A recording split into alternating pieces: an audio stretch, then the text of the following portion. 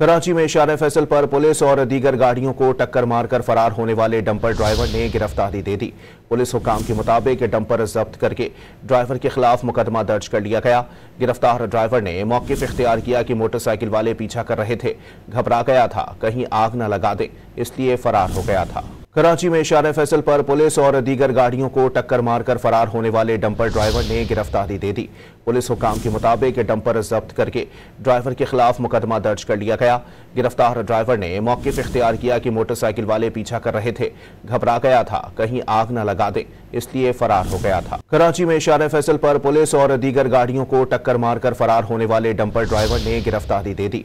Police हुकाम के मुताबिक डंपर जब्त करके ड्राइवर के खिलाफ मुकदमा दर्ज कर लिया गया। गिरफ्तार ड्राइवर ने मौक़िफ़ इख्तियार किया कि मोटरसाइकिल वाले पीछा कर रहे थे, घबरा गया था, कहीं आग न लगा दे, इसलिए फरार हो गया था।